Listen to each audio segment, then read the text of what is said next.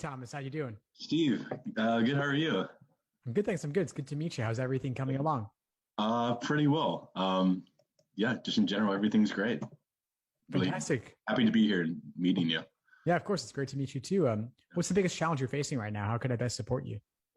Um, so I think really what it comes down to is being able to like effectively approach the question in like a rational way. I know that's sort of like a really broad generalization, but sometimes I'll overcompensate with like technical or fundamental analysis, and I'll sort of overlook the simplicity of the question when I could have just, intuitively looked at it and said, oh, yeah, of course, X is the correct answer. But sort of being bogged down by uh, the fundamental analysis of logical reasoning.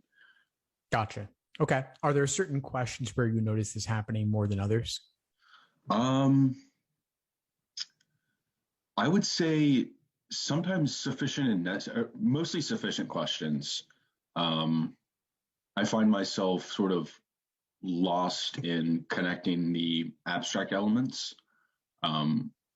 Like for example, like C, like one of the well, I won't give a specific example because I don't know if I can come up with one off the top of my head, but essentially just sufficient assumption questions will confuse me. Gotcha. Okay. So we're talking in the logical reasoning context here, overthinking easy questions, maybe. Yeah. Okay. So a couple of things are noting that there's a certain order of difficulty in the logical reasoning section. So the first 10 or so questions, you don't have a lot of difficult ones there. There's very few level 4, level 5 questions, if any, in the first 10. So those are questions I would take them at their face value. And just note that going off the bat. Like those are not meant to separate people at the 160s from those in the 170s. They're meant primarily to separate those in the 120s and 130s from everybody else. That's overall. But then for sufficient assumption questions specifically, it can be useful to notice and to be aware of the different major formats these questions follow. There are certain underlying formulas to sufficient assumption questions in particular. And I lay these out in my sufficient assumption workshop, by the way. Have you watched that one? I actually have. I've really done a deep dive into Awesome. all your categories already. Great. So you know then that's great. So notice then that there's one major category of sufficient assumptions that's simply a restatement or broadening of the argument itself. Yeah, those I'm typically fine with, but it's the one where you have to guarantee the conclusion by showing that like C requires or C requires A, and then A requires B. I sort of get lost in just the vocabulary and the way that the stimulus is typically laid out. That I almost panic, and then I see a choice that looks attractive, and I'm like, wait a second, no, that shouldn't be right. And then I'm like, wait, are they trying to trick me with this answer? And then it sort of just snowballs, and I'm like, oh, okay, I'm gonna go with this one. I'll be between two, and that's when I'll really fall.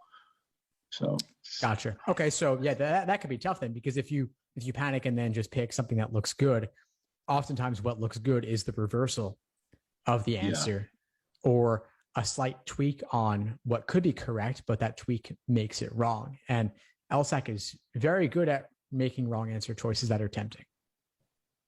So what have you ever tried working through sufficient assumption questions by what type of sufficient assumption question they are? I have never done that. It could be useful for you. I have a categorization like that I can send you after this call. Okay, actually, yeah, that'd be great.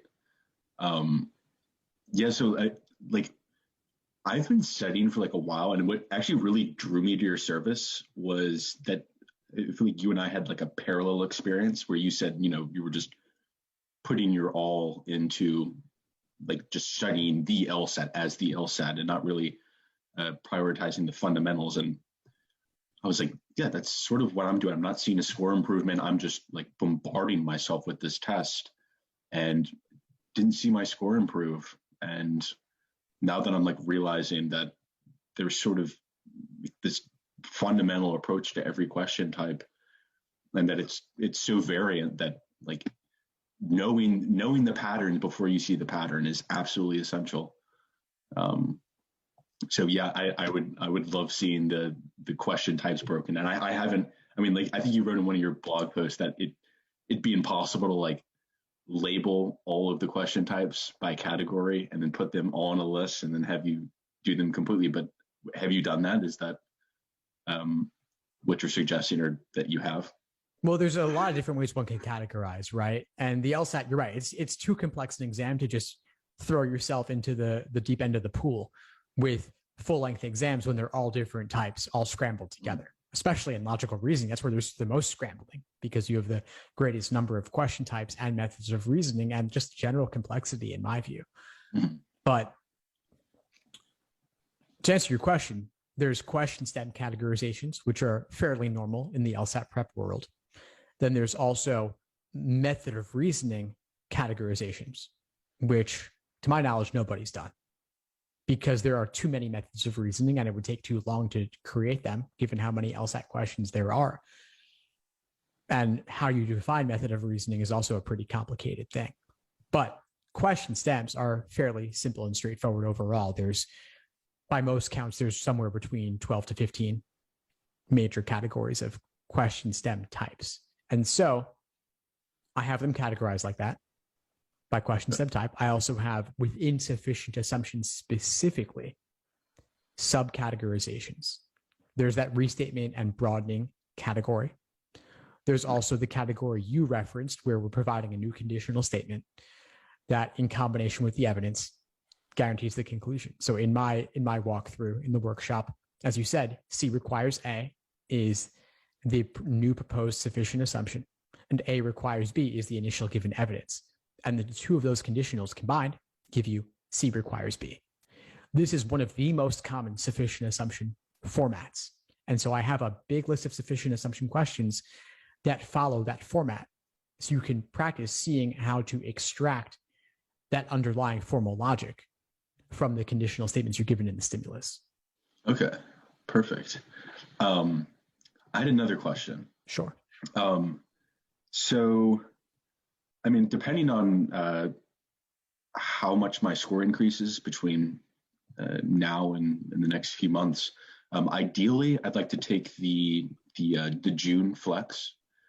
Do you recommend following your 3-month study plan for that, or should I tailor it in a different way? Just granted that I have sort of experience with the fundamentals, I have experience with a lot of practice tests. How do you think I should go about that? Or should I postpone maybe when I take the LSAT? Well, I would definitely tailor it.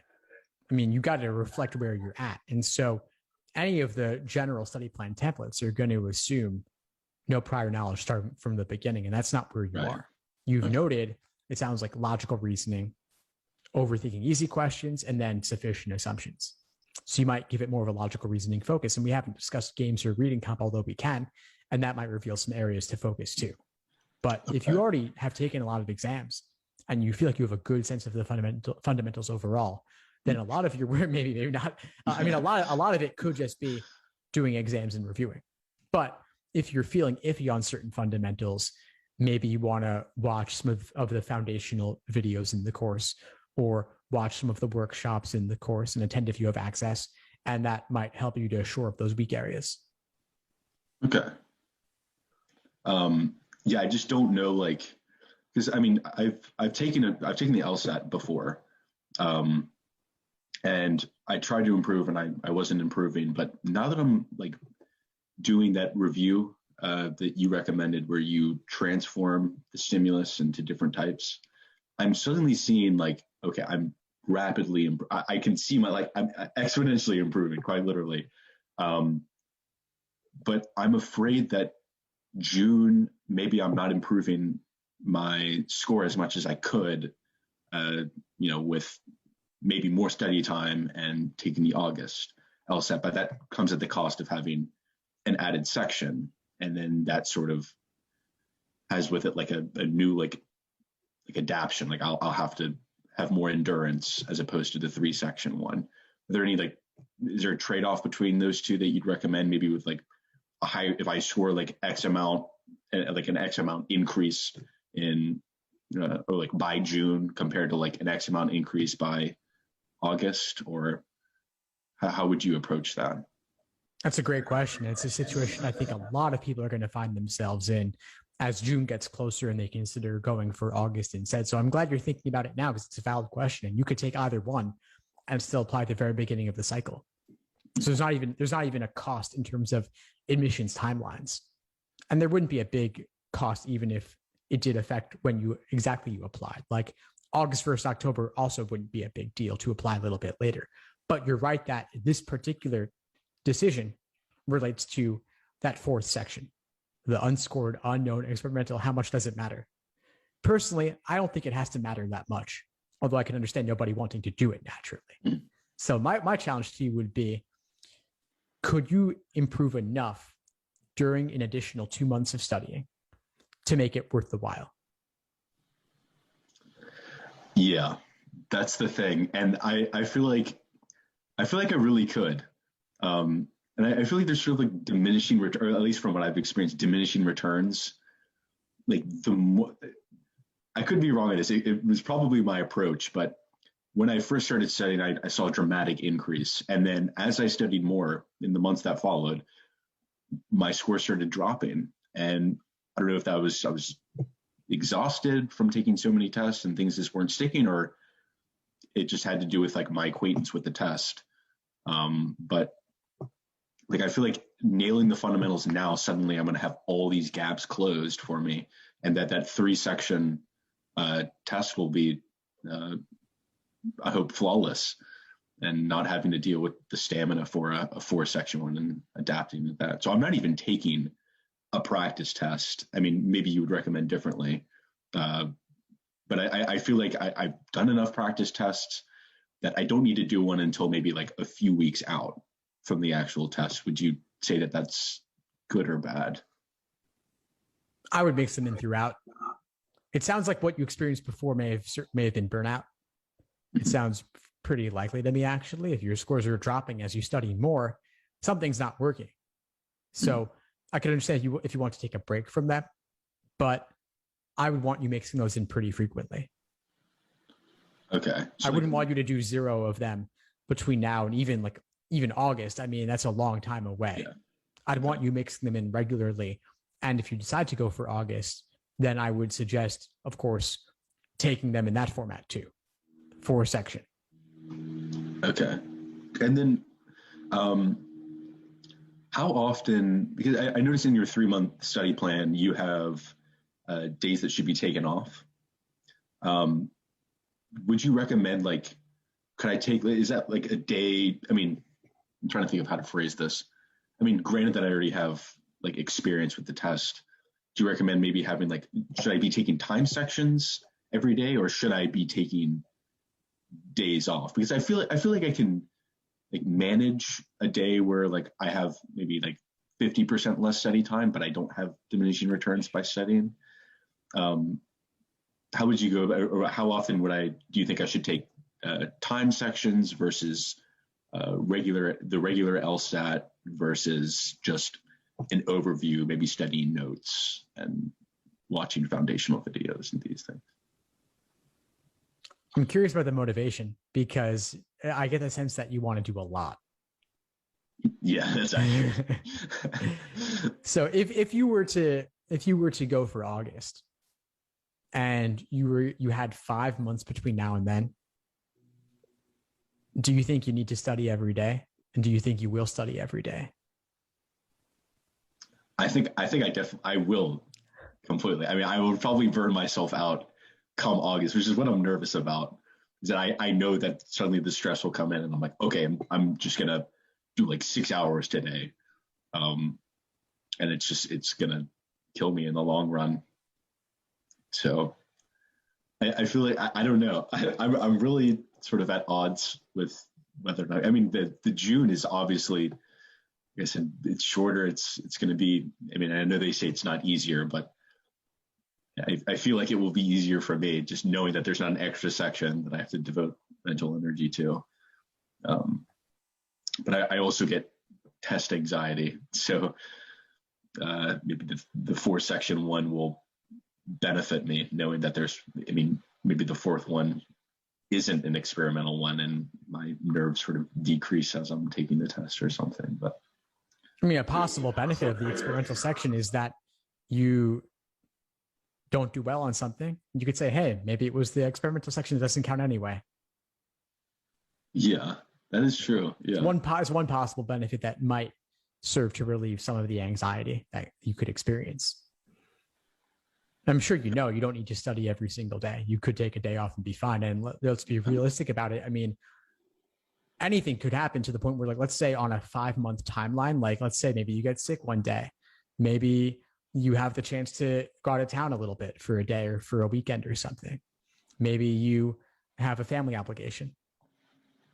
Or maybe you just deserve a day off. You know what? Like, maybe you just deserve a day off where you could take it easy a little bit and do something else. I mean, COVID's been a pretty rough time for most people, I think. And I think that just being home, being on devices a lot, like, you could go to the park, right? I mean, depending on the weather, I mean, it's possible to just get out a little bit and do something else for a change of pace. And that could clear your mind a little bit. Okay. It just feels like when I'm not studying, I feel like I'm wasting time. But I mean, that's clearly not the reality. It's actually probably beneficial to step away and then have your mind like readapt. Is there anything productive you could be doing that isn't LSAT prep? Yes. I mean, I work full time actually.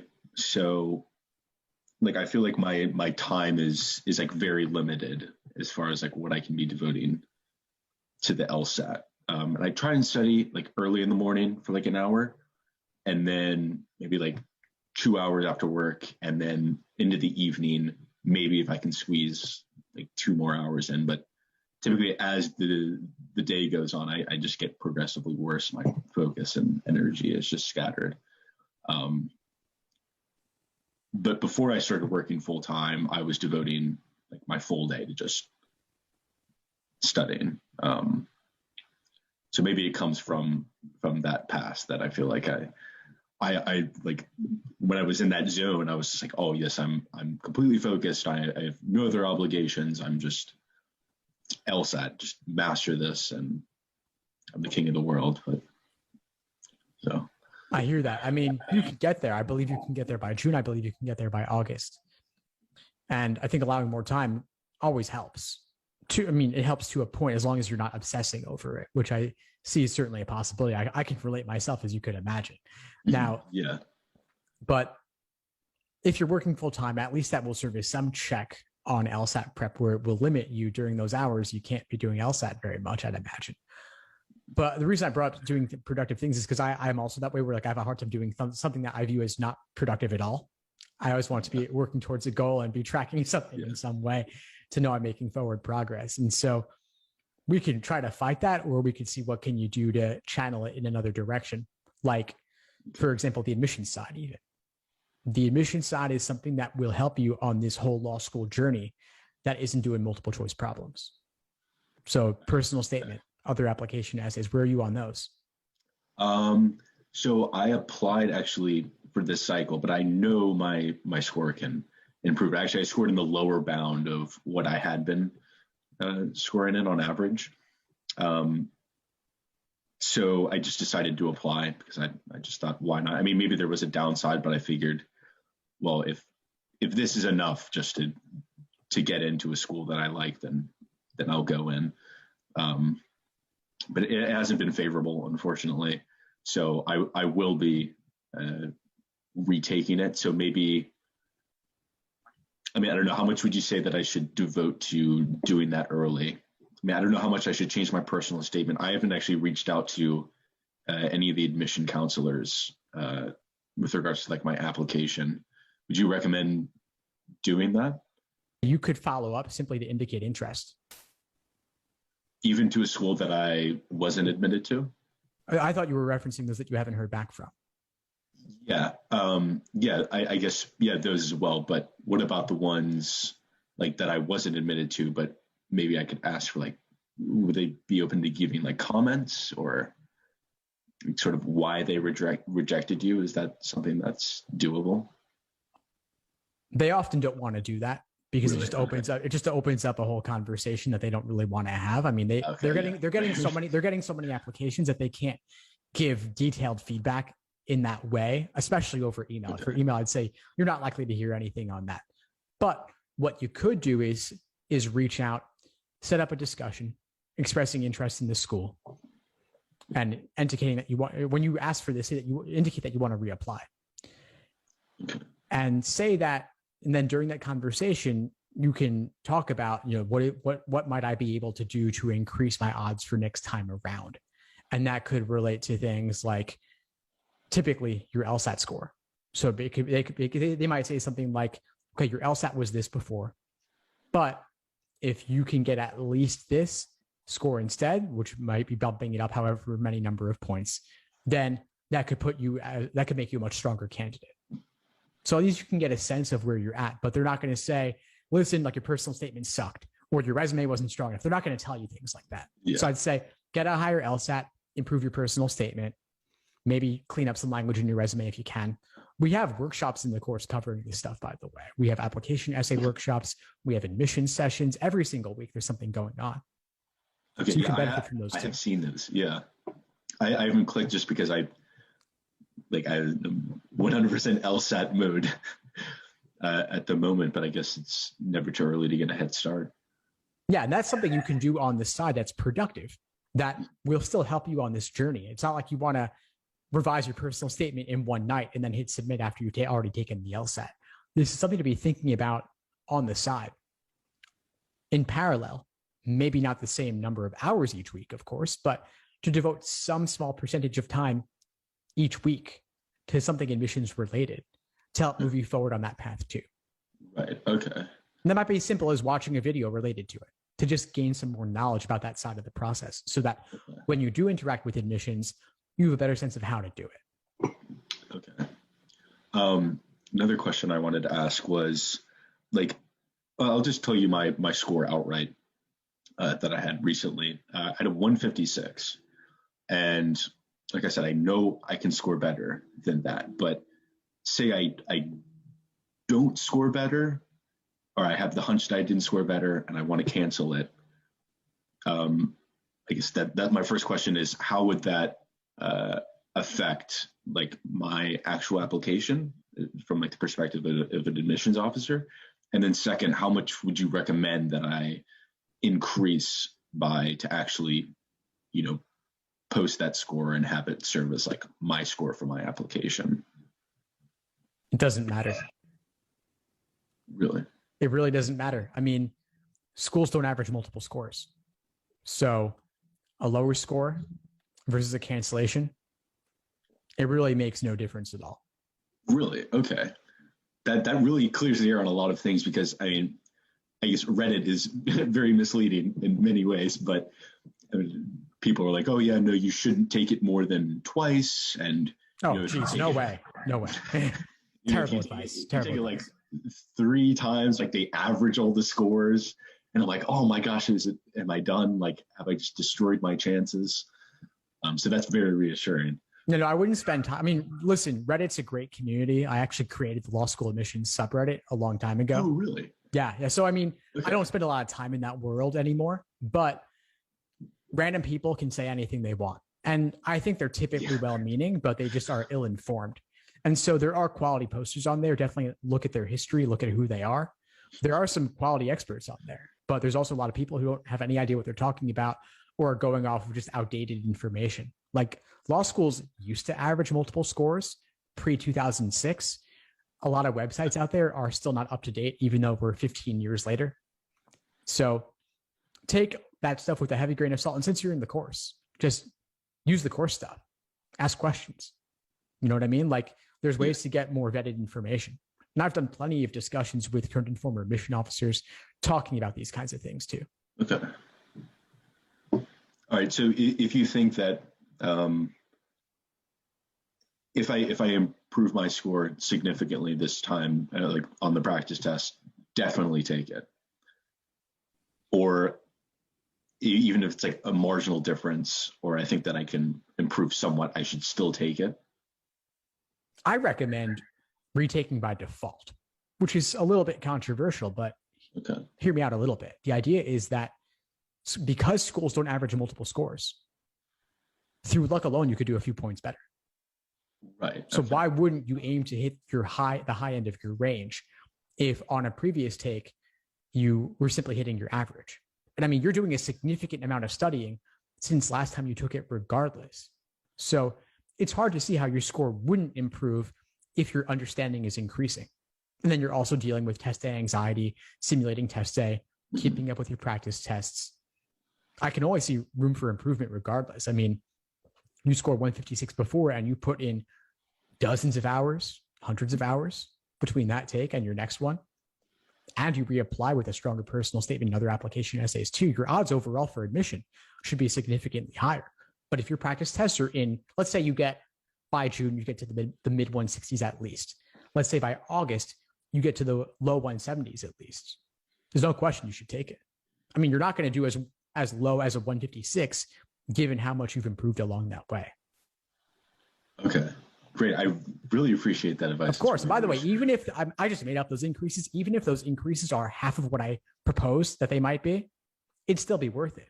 If you could retake, if your practice test average was still a 156, which it's not going to be, and your higher end was a 160, why wouldn't you retake it and apply with a 160? Mm-hmm. In my view, there's no scenario where it wouldn't make sense if your understanding is improving and your practice test scores are improving. Right. Okay. Okay, perfect. We cleared the air on a lot of things. Trying to think of I definitely had another question. Oh, okay. I know you said that like to sort of like supplement your understanding and like the attack on reading comprehension, you should read like The Economist and like The Atlantic and those things. Should I keep like my like reading regiment to like those difficult texts, or like is there a trade-off by reading, say, like a novel? Like I knew you're gonna say like, oh no, there's, of course you can like read a novel if you want to read a novel, but is there like sort of like a slow drifting towards like a certain mindset if you're reading like longer passages that aren't of the length of a reading comprehension? I get what you're saying. I mean, your life can't be nothing but the LSAT for 3 months, 5 months, whatever. You've got to have time away. You've got to have breaks. Yeah. You don't need to watch, like, let's say like a film buff doesn't need to only watch classic films or documentaries. It's okay to like relax with Game of Thrones or something, or like a reality show. It's not going to automatically make you dumber to do something light. So reading a novel is okay. And that novel doesn't have to be like a classic work of literature. It could be beach reading. It could be a Pulp Fiction of some kind. It could be something light. That's totally fine. It's a different mindset, naturally. You don't need to read novels with critical analysis or characters and that sort of thing. You can just read it as something light to enjoy. I wouldn't consider that LSAT related unless it had a tough vocabulary, but it's still fine to do it. Okay. Okay, perfect. All right, I don't really have any more questions. You answered them all. No, of course. I'm glad to help. I'm glad we connected. Yeah. Keep in touch and reach out if you need anything at all. I'm happy to help. Yeah. Actually, I do have another question though. Yeah, sure. I saw like on the side where you had like different course times and things. How often do you guys do like deep dives where you're actually looking at like passages and breaking them down? If you're talking about reading comp passages, or passages, or any other like question types. I mean, there's multiple sections happening every week. So we've got games, we have reasoning, we have reading comp. There's recurring weekly class times covering all of those. There's a reading comp deep dive class tonight. There's 2 logical reasoning classes back to back on Thursday. There's logic games tomorrow. Okay, cool. So attend and join any of them. Join all of them if you can. I mean, I don't want you to join all of them if it would cause you to burn out. Okay. But you have access to them, and I would encourage you to attend as many as you feel able without going overboard on it. Okay. And they're all recorded too if you miss one. Okay. They're all recorded. They're all uploaded to the course later. Okay, perfect. Well, it was really nice meeting you, Steve. Of course, it was great connecting with you. Keep at it. reach out if you need anything, and I'll see you in class soon. Thanks for tuning into the show. Please subscribe if you haven't done so already to be notified of new episodes as I release them. And feel free to reach out if you need anything at all as you move forward with your prep. I'm happy to help however I can. In the meantime, I'll wish you all the best and take care.